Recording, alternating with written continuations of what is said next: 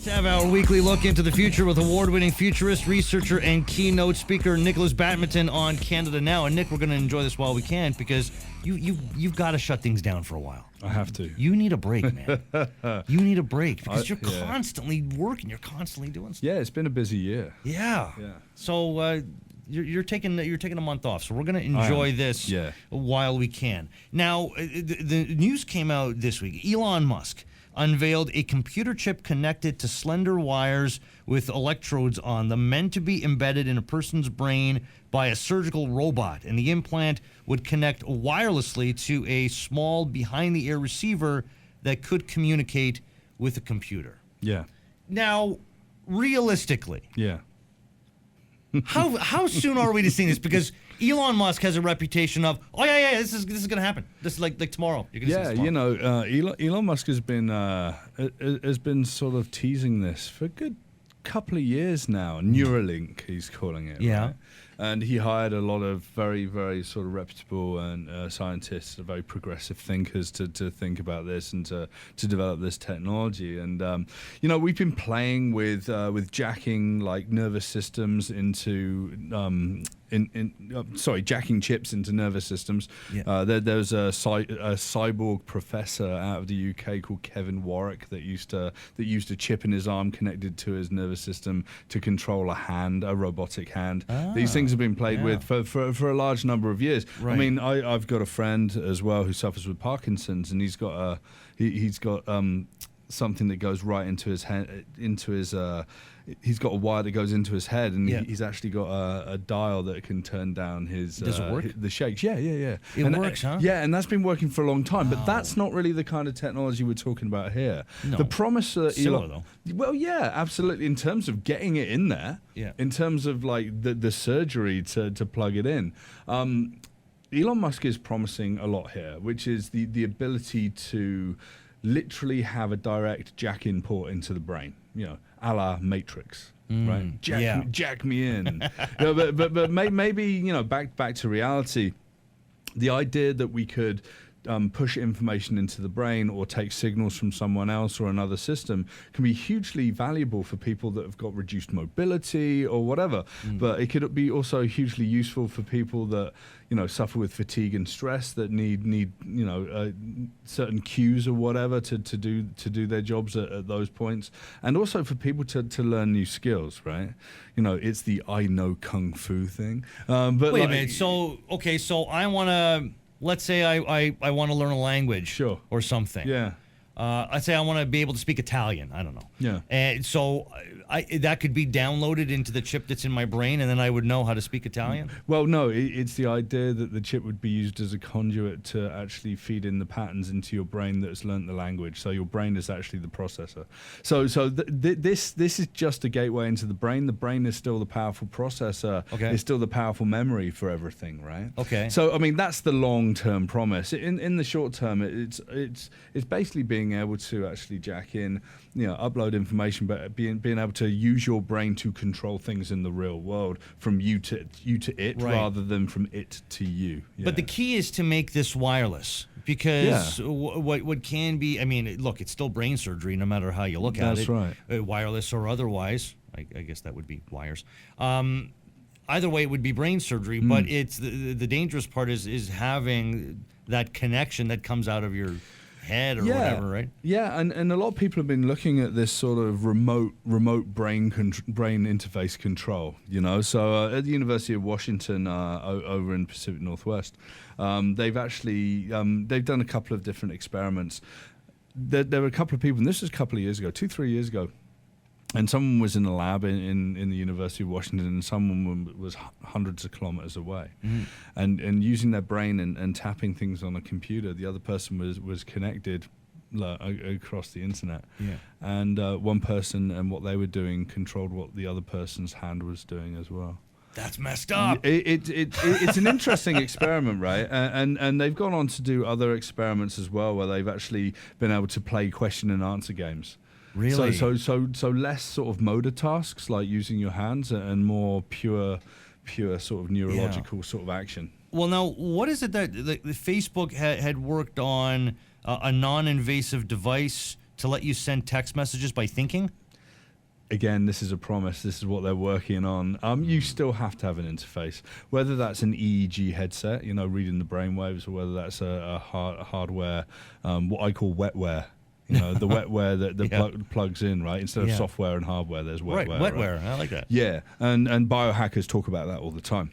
And some people have like implanted all sorts of things into their bodies, but the brain is like the holy grail of the thing that we really want to hack. And throughout the ages, we've been trying to do that through influence and television, visuals and sound, psychedelic drugs or whatever, right? Yeah. And now this is like, okay, let's get technological about this. I can guarantee you that brain-computer interfaces that have been researched in military applications or in academia as well for like probably a couple of decades. Well, now. And technology from military, like a lot of the technology we get is through the military, right? That's right. Yeah, it's actually interesting. Brain-computer interfaces. There was a jet pilot a couple of years ago as part of military exercise. They were just testing this out.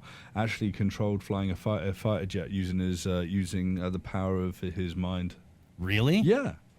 To success? Yeah, but we have to realize that we're distraction machines, right? Yeah. It's like you'd put a cheeseburger on the side right now, and I'd struggle to talk to you. Right? It's one of those things. It's like if you're going to do these things, you literally have to be in a very quiet, very mellow room with no other stimulus, and you have to do it right now. These sort of direct, wetware that goes directly into the brain, like Neuralink that Elon Musk is promising, is the idea that we're not going to have the distractions getting in the way of the signal. And that signal is going to be, very clear. There was another experiment last year as well by a scientist out of MIT that he's actually got something he wears on his head.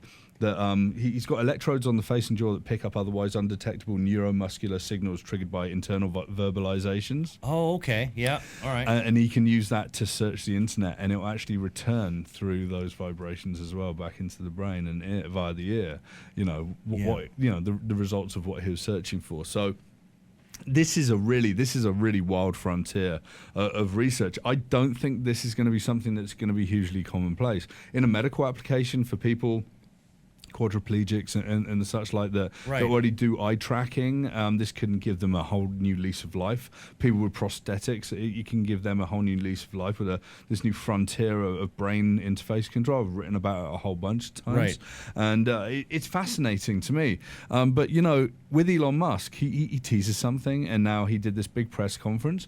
Probably means we're about 18 months to 3 years away from it actually being like a product that's rolled out, because that's what he does. Yeah. But if I said this to you, Jeff, and I say this on stage, here's $1 million. Bet against Elon Musk. Yeah. Would you? No, I wouldn't. The guy's reinvented the automotive industry. He sold something like 92,000 Teslas last quarter, and he lands rockets. Yeah. But he's one that goes for it. Like I was talking about him earlier and saying, well, he has he's known for saying this is coming out tomorrow. He is one that is going to try a lot of things, and he's willing to fail. And I think you need that in someone that's going to be a visionary that is going to be willing to fail, because you learn from that and you move on from that, and you try many different things. If you're not willing to fail, then you're not willing to try. Well, Nelson Mandela very famously said this. He said there's success and then there's lessons. There's no such thing as failures. It's like fail fast and break things and blah, blah, blah, and the Silicon Valley way. And you got to remember, these people have got billions of dollars in their bank accounts to be able to bankroll that. Yeah. It's not necessarily a widely used way to do things, because people just can't afford to fail over and over and over again. Companies like Uber or whatever have got such deep pockets and such a lot of investors, because they're going to be going to the courts. They're going to fail over and over again until everyone's got fatigue and Uber comes out the other end, or whatever, or Elon Musk with this, or SpaceX or Tesla or whatever. It's all about stamina. So the delivery of systems like this is about stamina. So we're not going to be rolling into a store and it's like, I'm just going to buy this chip, and I'm going to go into this robot surgery, and they're just going to throw it in my brain. So it's not going to get to that point. But what about this? It's not, no. But isn't there a fear that this kind of technology gets into the wrong hands, in that it is used for purposes of war? It's already in the wrong hands. That's where it starts. What do you mean it's already in the wrong hands? Yeah, that's where it starts. Don't worry me. If you look at like DARPA and you look at all the military research, it's heavily funded, and this is where it all starts. So it's already in the wrong hands. So wouldn't you think that one of the first uses of this would be for purposes of war? They've already tested stuff like this. They've already done this? Yeah, of course they have. I just talked about the fighter pilot that was controlling planes. Yeah, they can control drones. They've already been doing this sort of brain. If you think about it, in certain covert operations, for example, silence. And silence and keeping things very low key, you know, in rooms full of people or whatever, is going to be the thing that gives you the differentiator that might change a situation. So if we're in a room on a covert operation, Nick and Jeff undercover, that'd be fun. Could we do that sometime? Let's do it. Okay. I could think something, and you would know. Right.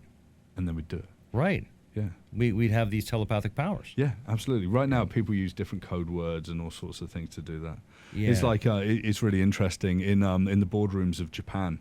They realized that the Japanese businessmen would be able to talk American really, really well and had high-tech microphones that could pick up, you know, slight conversations around the room when people were negotiating business deals. Oh, interesting. So American businessmen started using really weird American colloquial terminology to describe certain actions they were going to undertake in the room, and the Japanese had no idea what to do with it. Interesting. The bull is out of the pen.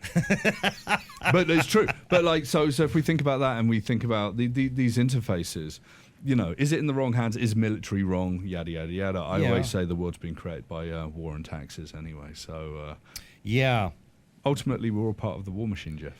We are. And now and you are. Perhaps you are. More so than anybody else. And I ask this because you have a chip in you already? Yeah. I've got a chip in my left hand. In your left hand? Now, why? A good friend of mine, Emil Grafster, runs a company called DangerousThings.com. He's been putting RFID chips into his body for some 14, 15 years now. He's developed this technology. Originally came from like dog and cat tracking. Yeah. But asked him to come to speak at a conference. He said, only if I can chip someone on stage. And it was you. And I was like, okay, let's do it. There's a video online.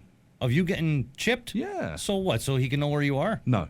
What's it for? It's an RFID chip, so it's completely passive. Yeah. If you've got an RFID reader, so something like a Samsung NFC phone, it can read what's on my chip, which isn't anything particularly interesting. It can only hold a small amount of data. Okay. It's not a tracking device, it's not GPS, not anything like that. Some people might listen to this. Some people might actually rip this audio, put it onto a video on YouTube and call me the Beast. It's the mark of the beast.